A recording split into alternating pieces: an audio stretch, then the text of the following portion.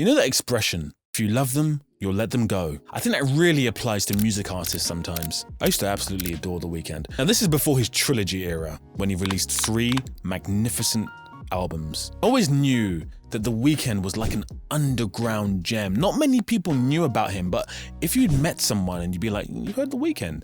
And they'd be like, yeah, I know about The Weeknd. And you go, yeah, I know about The Weeknd too. You'd have something in common. It'd be like a magical moment between you and that person. And then this film came out. I want to be very rough with you. So be rough with me. And this song came out. And things changed. The Weeknd was huge. I knew I had to let him go because what happened prior to this song coming out was he released this album and it didn't do so well. This is like The Weeknd's big I'm gonna make it party, and it flopped, didn't do so well. And he had a conversation with his A&Rs and with his team, and they were like, do you wanna be big? And he was like, yes, I wanna be big. So he started releasing stuff like this.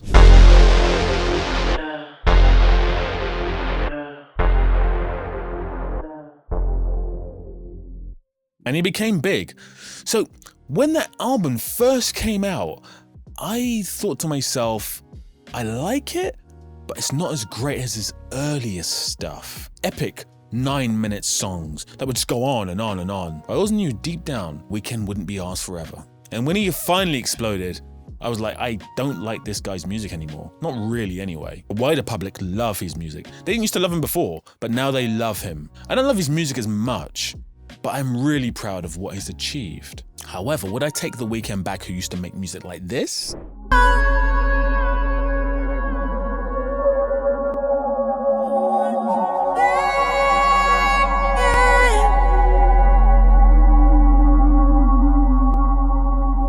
Yes, I would. Now, I want to specifically go into one person who I think epitomizes this the best. For years, Tyler, the Creator, was vilified by the public. He would release songs that would go into subjects that were really quite profane. His whole horrorcore hip-hop, and I know he hates that phrase, was seen as a threat at the time. It reminded me of punk music. Which one? Nothing, a rude word. Next question. No. What was the rude word? Shit. Him getting on the Jimmy Fallon show and causing an absolute ruckus was just like punk music in the 70s. It was magnificent. I loved the music.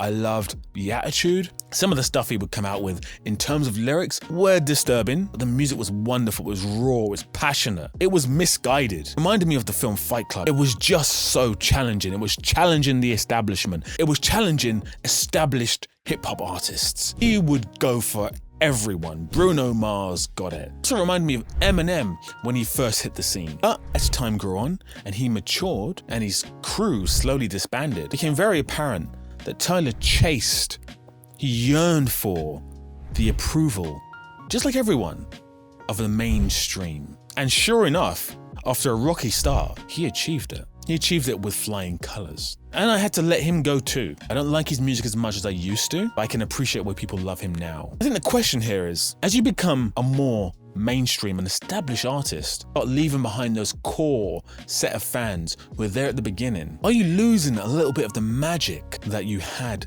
initially? Or is it completely irrelevant? One of my favorite hip-hop producers is The Alchemist. And I remember listening to his sound slowly change as he started to work with Madlib's brother, Ono, on Gangrene.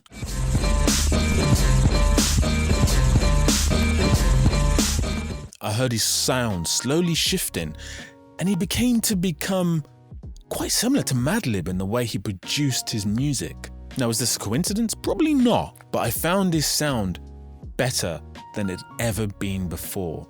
And as these two grew in popularity, working on the wonderful Welcome to Los Santos album for the video game Grand Theft Auto 5, I saw the popularity rise. And recently, when he was nominated for a Grammy, I felt so proud of him because I'd seen him grow, I'd seen him evolve to the place where he was now. Same thing happened to Madlib when he worked with Freddie Gibbs on their first wonderful album together. I saw the general public starting to take a shine towards Madlib. Thankfully, because their producers haven't really had to let them go, they remain very true to their original sound. But with Tyler and The Weeknd, and even with Kanye to a different degree, you've had to wave goodbye to them as their popularity expanded, which is what they wanted, so you have to feel happy for them. Now, are there any artists that you have been with since the beginning, in any genre, that you've had to let go of? Let me know in the comments. Please subscribe, please like the video, please comment on the video, and I'll speak to you soon.